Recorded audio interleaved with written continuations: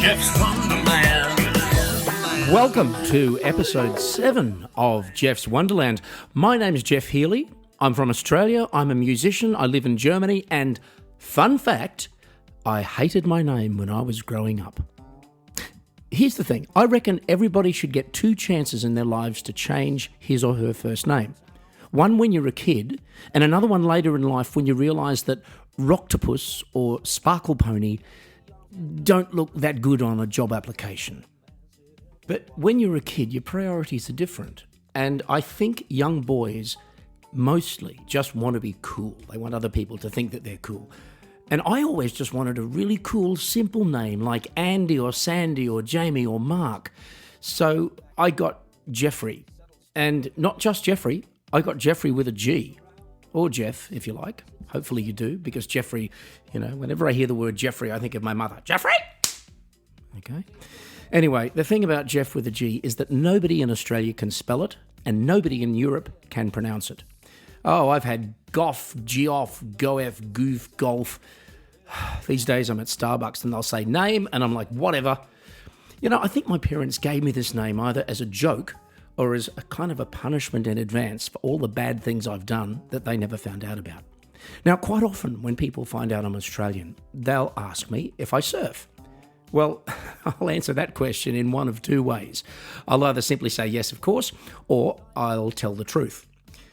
See, the thing is, all the cool kids at my primary school were surfies, and the school was right across the road from the beach. So all the Marks and Sandys and Andys and Jamies and anyone whose name wasn't Geoff with a G would be out there surfing it up after school and every weekend, and Geoff with a G wasn't. Because, you see, back then, surfing wasn't so much a sport as a counterculture. And as far as my mum and dad were concerned, the closest I was ever going to get to a counterculture was buying yogurt at the corner shop. To them, surfing meant sex and drugs and cigarettes and beer and not having a proper job and sleeping in the back of a Volkswagen Combi and half-naked girls and a lifelong and dangerous obsession with Pink Floyd. My dad actually wanted me to become a professional tennis player. He saw tennis, which was his favourite sport, as a legitimate activity, as a profession where you could make good money, and it was safer because obviously there are no drugs in professional sport, right? On top of that, I wasn't allowed to grow long hair, which was mandatory for surfies in the 1970s. Anyway, folks, I digress. In 1947, a movie character by the name of Pretty Boy Romano said, "I want to live fast, die young, and leave a beautiful corpse." Now, whilst that's a fantastic line, I don't really subscribe to it. I think live well and die whenever you're supposed to, although it's a bit less romantic, makes a lot more sense. In my opinion, life should be as enjoyable as we can possibly make it whilst not pissing anybody else off in the process.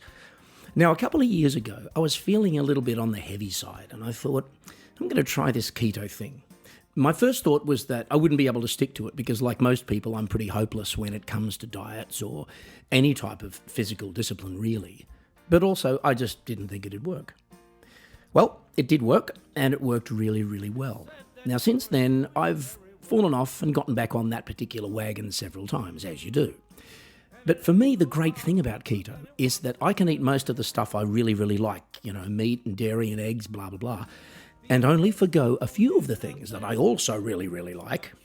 For example, bread, pasta, rice, and the odd chocky. What I do want to point out, though, and this is really important, that despite certain people telling me it wouldn't work unless I went totally National Socialist with it, it definitely still works for me, even if I just, kind of lean towards it a bit. So I've made keto a tendency rather than a discipline, meaning that I reserve the right to just very occasionally stuff my face with pizza, pasta, or maki in the knowledge that the bathroom scales will growl at me the next morning, and if I do feel a bit crappy, it means that I won't feel like pigging out again for quite a while, which is nice too.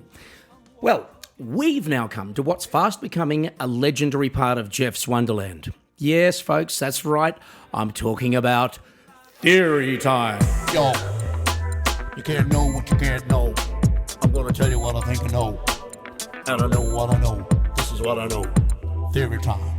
Welcome back to Theory Time, folks, and so much has happened since the last Theory Time. Now, my theory today concerns what I was touching on about 75 seconds earlier, and that is the benefits of healthy living. The other day, I was scrolling idly through Facebook feed, as you do, and I came across some advice for staying healthy and feeling good every morning, which involved being in bed at 10 p.m, avoiding coffee and alcohol, and not looking at any type of screen after 9 o'clock. In other words, having a pretty frickin' boring night beforehand. Well, I don't think so. See, in terms of health, I reckon the point to life is not staying alive for as long as you possibly can, but feeling as good as you possibly can with whatever time you've got, right? And the reality is, of course, none of us really knows how much time we've got.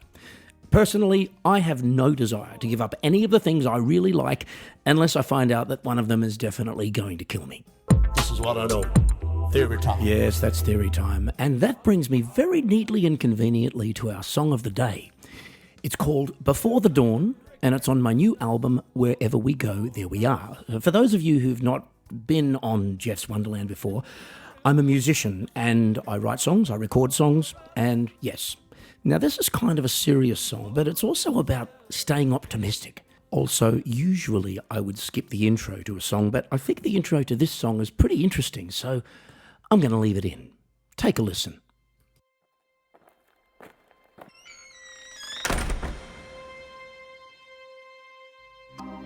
Bear before us an ordeal of the most grievous kind. Bear before us many, many long months of struggle and of suffering. Now, if you're wondering, that was the voice of the late, great Winston Churchill.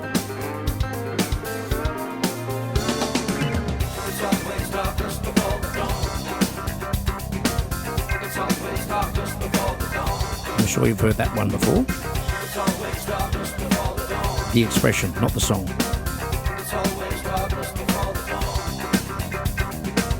It's always darkness before the dawn. Wait till the lights come back on. I know you can't imagine now. We'll make it through the shit somehow.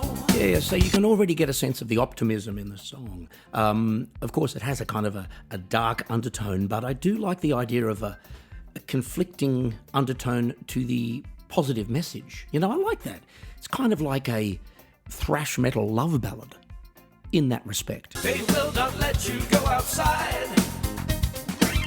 All you can do is go and hide. You can identify the days. Now, that line, you can't identify the days, was really interesting for me when I was writing the song, because that's the name of a song I wrote way, way back, I think in 1987, and it was on my first recording, which was a cassette, believe it or not. But it was properly recorded, you know. The song was crap, but nonetheless, interesting little throwback, I thought. It's just like living in a haze. And for no extra cost, you get this really interesting little soundscape. Don't ask me what it means, I don't know, but I think it sounds kind of cool. It's always darkest before the dawn. It's always darkest before the dawn.